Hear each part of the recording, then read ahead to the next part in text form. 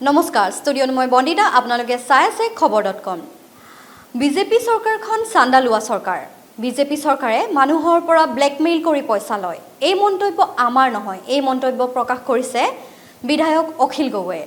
নিৰ্বাচন শেষ হোৱাৰ পিছত এনিখাৰ ভিতৰতে যি মূল্য বৃদ্ধি হৈছে তাক লৈ তীব্ৰ গৰিহণা দিছে বিজেপি চৰকাৰক অখিল গগৈয়ে বিজেপি চৰকাৰখন চান্দা লোৱা চৰকাৰ বিজেপি চৰকাৰখনে ব্লেকমেইল কৰি পইচা লয় বিজেপি চৰকাৰখনে যি ধৰণে বস্তুৰ দাম বঢ়াইছে এয়া জনতাৰ ওপৰত মাধমাৰ আজি অসমীয়াই আলু পিটিকা এটা খাব নোৱাৰা হৈছে এই চৰকাৰখনৰ কাৰণে মূল্যবৃদ্ধিৰ সন্দৰ্ভত বিজেপি চৰকাৰক তীব্ৰ সমালোচনা বিধায়ক অখিল গগৈৰ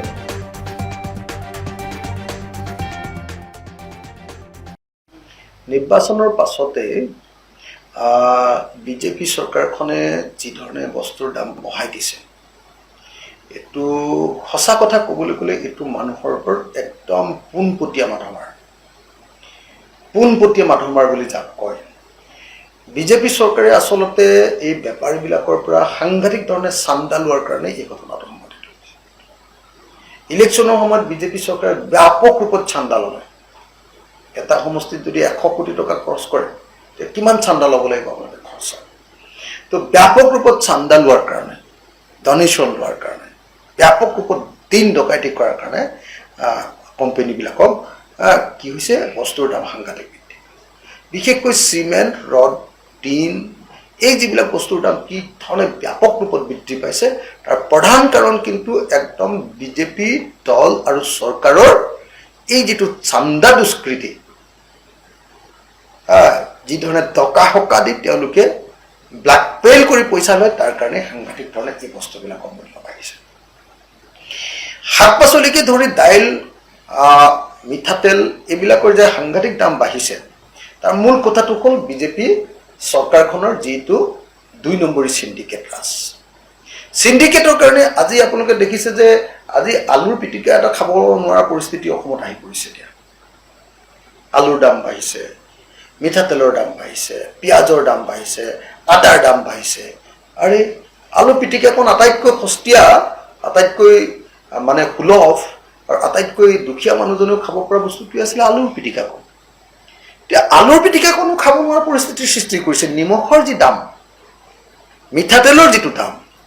আদা আৰু পিয়াজৰ যিটো দাম আৰু আলুৰ যিটো দাম যি ধৰণে বাঢ়িছে সকলো শাক পাচলিৰ দাম ব্যাপক ৰূপত বিজেপি চৰকাৰে বঢ়াই দিছে তাৰ কাৰণটো হ'ল সিন্ডিকেট ৰাজ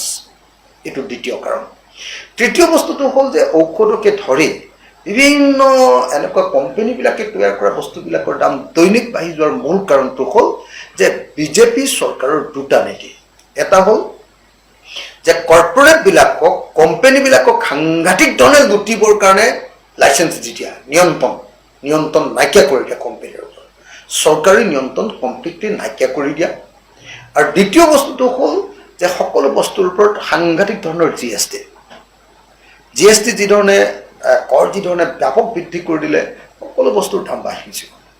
গতিকে বিজেপি চৰকাৰৰ দিনত গেছ চিলিণ্ডাৰৰ পৰা আৰম্ভ কৰি নিত্য প্ৰয়োজনীয় প্ৰত্যেকটো বস্তুৰ দাম এনেকুৱাকৈ বাঢ়িছে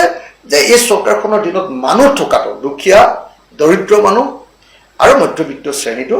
একদম দুৰ্বিষহ যন্ত্ৰণাত ছটফটাবলগীয়া হৈছে গতিকে চৰকাৰৰ ওচৰত দাবী জনাইছোঁ যে নিৰ্বাচনৰ চান্দা তুলিবলৈ গৈ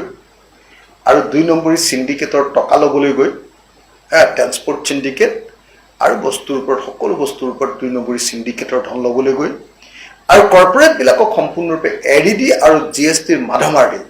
বস্তুৰ যি দাম বৃদ্ধি কৰিছে এইটো কমাব লাগে মূল্যবৃদ্ধিয়ে সকলোকে কোঙা কৰি পেলাইছে